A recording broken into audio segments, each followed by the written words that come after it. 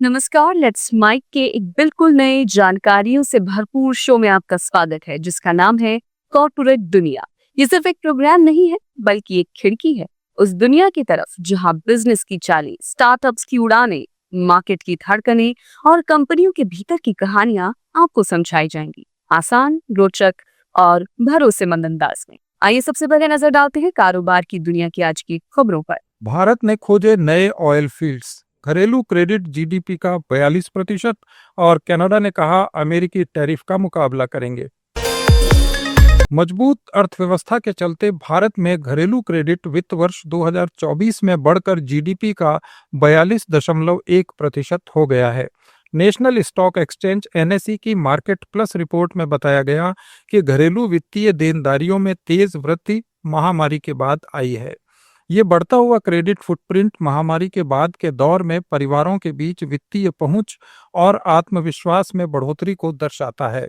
Report में कहा गया कि महामारी के बाद परिवारों के क्रेडिट में बढ़ोतरी हुई है। कोविड के बाद ये वित्त वर्ष 2021 में 39.9% और 2024 में 42.1% तक बढ़ गया। रिपोर्ट में बताया गया है कि शुद्ध घरेलू बचत, जो महामारी के कारण सावधानी या उधार लेने के कम मौकों के कारण सकल घरेलू उत्पाद के 11.7% तक बढ़ी थी, अब धीरे धीरे सामान्य हो गई है। रिपोर्ट के मुताबिक 2024 में ये बचत सकल घरेलू उत्पाद के 5.2% पर थी। कोविड के बाद घरेलू वित्तीय देनदारियां 2021 के 7.4 लाख करोड़ रुपए से करीब 3 गुना बढ़कर 2024 में 18,80,000 करोड़ रुपए तक पहुंच गई है। देनदारियों में वृद्धि ने शुद्ध बचत को वित्त वर्ष 2021 के 23,30,000 करोड़ रुपए के शिखर से घटाकर केवल 15,50,000 करोड़ रुपए कर दिया है। कोविड के बाद शुद्ध वित्तीय बचत और वित्तीय देनदारियों में हुए विकास ने निजी कंजम्पशन में पर्याप्त सुधार में योगदान दिया है, जिससे 2023 से 2025 के दौरान औसत 6.7% की वृद्धि हुई। एनएसई मार्केट पल्स रिपोर्ट के अनुसार उपभोग में ये वृद्धि आंशिक रूप से घरेलू लोन में हुई बढ़ोतरी के कारण हुई है। कनाडा के प्रधानमंत्री मार्क कार्नी ने कहा है कि उनकी सरकार कनाडा के श्रमिकों और व्यवसायों की रक्षा के लिए प्रतिबद्ध है। कार्नी का यह बयान अमेरिकी राष्ट्रपति डोनाल्ड ट्रंप के कनाडा पर 35% टैरिफ लगाने के प्रस्ताव के जवाब में आया है, जो 1 अगस्त से लागू होगा। कार्नी ने एक्स पर कहा, अमेरिका के साथ मौजूदा व्यापार वार्ता के दौरान कनाडा सरकार ने हमारे श्रमिकों और व्यवसायों का दृढ़ता से बचाव किया है। हम 1 अगस्त की संशोधित समय सीमा तक ऐसा करना जारी रखेंगे। प्रधानमंत्री ने इस बात पर जोर दिया कि कनाडा ने उत्तरी अमेरिका में फेंटानिल, जो कि एक नशीली दवा है, की समस्या को रोकने में महत्वपूर्ण प्रगति की है। आपको बता दें कि ट्रंप ने इसी मुद्दे को टैरिफ लगाने का प्रमुख कारण बताया था।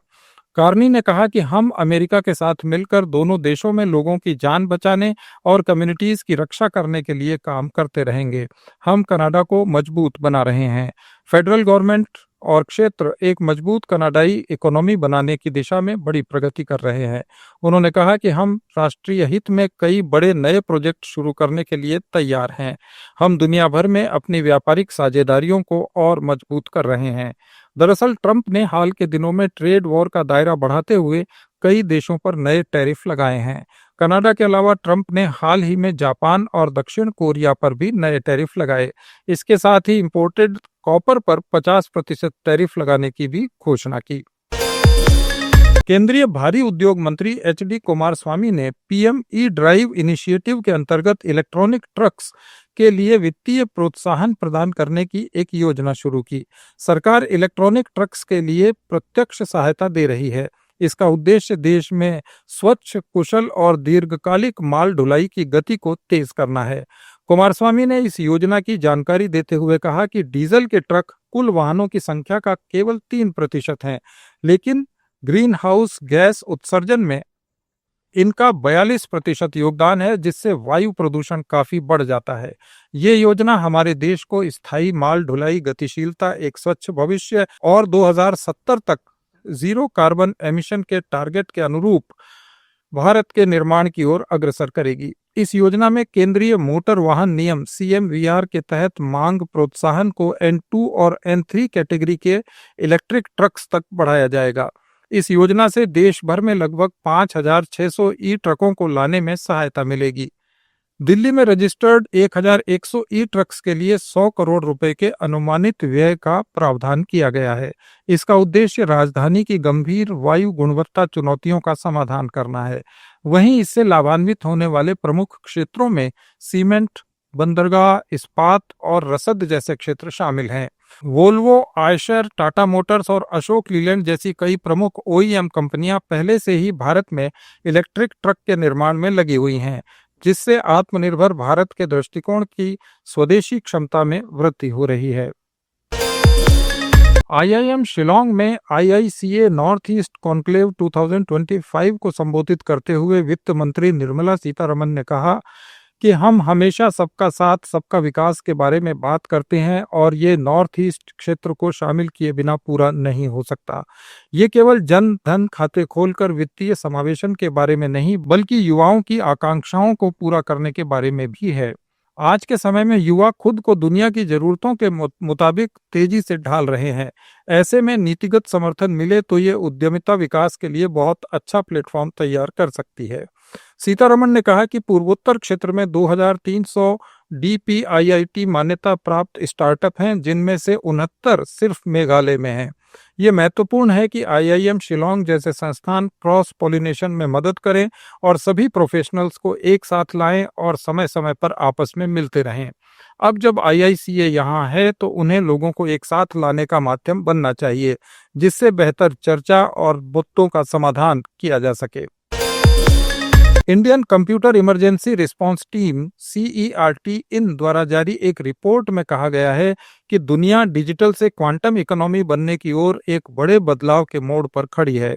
भारत की राष्ट्रीय साइबर एजेंसी द्वारा global cyber security firm AISA के सहयोग से संकलित आंकड़े इस बात पर रोशनी डालते हैं कि क्वांटम कंप्यूटिंग अब एक भविष्य का विचार नहीं, बल्कि साइबर सिक्योरिटी और डिजिटल इंफ्रास्ट्रक्चर पर गहरा असर डालने वाली एक तेजी से उभरती वास्तविकता है।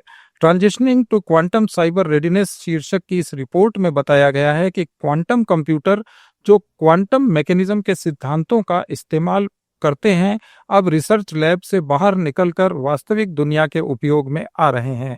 कई ग्लोबल टेक कंपनियों ने पहले ही इस दिशा में शानदार प्रगति हासिल की है। दिसंबर 2024 में लॉन्च हुई गूगल की विलो चिप ने 105 क्यूबिट के साथ एरर करेक्शन में एक बड़ी उपलब्धि हासिल की है।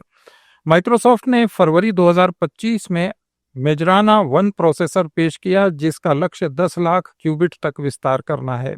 IBM का टारगेट 2029 तक फॉल्ट टॉलरेंट सिस्टम बनाना है और क्वांटिनम ने रिकॉर्ड तोड़ शुद्धता के साथ 56 qubit trapped ion quantum computer बनाया है।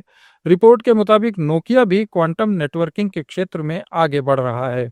ये रिपोर्ट ऐसे वक्त सामने आई है जब संयुक्त राष्ट्र ने 2025 को international year of quantum science and technology वर्ष घोषित किया है, जो दर्शाता है कि ग्लोबल कम्युनिटी इस बदलाव को कितनी गंभीरता से ले रही है। सेमीकंडक्टर से लेकर सिस्टम सॉफ्टवेयर तक क्वांटम कंप्यूटिंग से जुड़ा इकोसिस्टम तेजी से विकसित हो रहा है। ऑस्ट्रिया की राजधानी वियना में हुए 9वें ओपेक इंटरनेशनल सेमिनार में भारत के केंद्रीय पेट्रोलियम और प्राकृतिक गैस मंत्री हरदीप सिंह पुरी ने कच्चे तेल के भंडार की खोज को लेकर एक बड़ा ऐलान किया। उन्होंने कहा कि OALP के राउंड 10 के तहत भारत ने 2.5 लाख वर्ग किलोमीटर के बराबर ऑयल फील्ड की जो खोज शुरू की थी, अब उसके काफी करीब पहुंच गया है। दुनिया का तीसरा सबसे बड़ा तेल इंपोर्टर भारत तेजी के साथ कच्चे तेल के नए भंडारों की खोज में लगा हुआ है। अंडमान सागर में भारत एक तेल भंडार की खोज के कगार पर है और इसके बेहद करीब है। वो दिन दूर नहीं जब भारत गुयाना के क्षेत्रफल के बराबर के कच्चे तेल भंडार का मालिक होगा। गुयाना 11.6 बिलियन बैरल तेल और गैस भंडार के साथ विश्व में 17वें स्थान पर है। भारत का लक्ष्य 2028 तक अपनी रिफाइनिंग कैपेसिटी को 310 मिलियन टन प्रतिवर्ष तक बढ़ाना है। भारत 2030 तक पेट्रोकेमिकल क्षमता का विस्तार कर $300 बिलियन की इंडस्ट्री बनना चाहता है। यानी इतने वर्ग किलोमीटर में ड्रिलिंग करके कच्चे तेल के भंडार को खोजने की गति को बढ़ाया जाएगा। पुरी ने कहा कि नीतियों में हुए बदलाव हमारे इस विजन को सपोर्ट करते हैं। हम अपने मॉडल को प्रोडक्शन शेयरिंग कॉन्ट्रैक्ट से रेवेन्यू शेयरिंग पर शिफ्ट कर रहे हैं और इसके लिए नियमों में भी बदलाव किया गया है। उन्होंने कहा कि ओआरडी अधिनियम 1948 में संशोधन और हाइड्रोकार्बन परियोजनाओं में नवीकरणीय ऊर्जा को इंटीग्रेट करके हमने इसे और आसान बनाया है। केंद्र सरकार रेयर अर्थ मैग्नेट के घरेलू निर्माण को बढ़ावा देने के लिए एक बड़ी योजना लेकर आ रही है। भारी उद्योग मंत्री एचडी कुमारस्वामी ने बताया कि सरकार ने 1345 करोड़ रुपए की एक सब्सिडी स्कीम का प्रस्ताव तैयार किया है। इसके तहत कुछ चुनिंदा कंपनियों को एंड टू एंड प्रोसेसिंग के लिए प्रोत्साहित किया जाएगा। ये स्कीम अभी इंटर मिनिस्ट्रियल डिस्कशन के स्तर पर है। इसमें rare earth end to end processing को लाभ मिलेगा। रेयर अर्थ मैग्नेट पर सरकार की नई इंसेंटिव स्कीम के तहत निजी और सरकारी दोनों कंपनियां पात्र होंगी। वे उत्पादक इस सब्सिडी के पात्र होंगे जो रेयर अर्थ ऑक्साइड से लेकर मैग्नेट तक की प्रोसेसिंग करते हैं। प्रस्तावित योजना में प्राइवेट और पब्लिक क्षेत्र के उद्यमी दोनों को शामिल किए जाने की उम्मीद है, जो पूरे वैल्यू चेन में घरेलू क्षमता को मजबूत करने में अपना योगदान देंगे। करीब 95% रेयर अर्थ मैग्नेट का आयात अभी चीन से होता है। चीन के प्रतिबंधों से निपटने और डोमेस्टिक प्रोडक्शन को बढ़ावा देने के लिए सरकार ये इंसेंटिव स्कीम लाना चाहती है।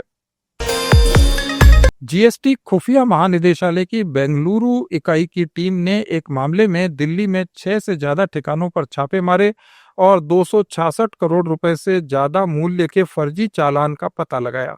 ये कार्रवाई बेंगलुरु में शुरू किए गए एक मामले की जांच से जुड़ी है।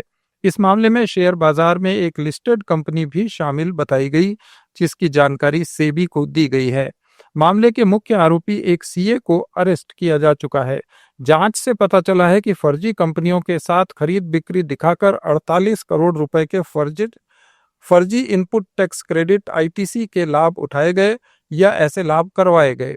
जांच से पता चला कि 4 कंपनियों ने बिना किसी कमर्शियल एक्टिविटी के अपने हिसाब किताब में सैकड़ों करोड़ रुपए की वस्तुओं और सेवाओं की प्राप्ति दिखाई। जांच से पता लगा कि शुरुआत में तथाकथित साजिश करने वाला मुख्य व्यक्ति एक चार्टर्ड अकाउंटेंट और लेखा परीक्षक था, जो इन कंपनियों के लेन देन को संभालता था। ये थे आज के कॉरपोरेट जगत के कुछ खास समाचार। अपडेट्स के लिए जुड़े रहिए लेट्स माइक के साथ। It's time for news. It's time for more than radio. Presenting the first radio news app, Let's Mic. Let's Mic, a news-based app on your phone where you get to watch and listen news, talk shows, interviews, radio show podcasts. On Let's Mic, you get all relevant information of TV, print, radio, podcast, and digital. Let's Mic talks about every segment of life.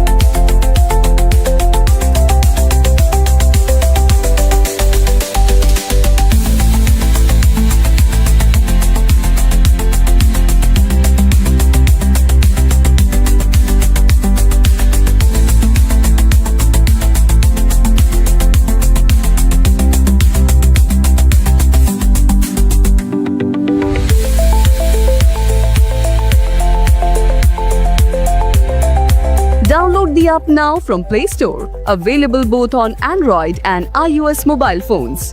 Follow us on YouTube, Instagram, Twitter, LinkedIn, Facebook, Telegram, WhatsApp, Snapchat. Let's talk, let's connect, and let's mic.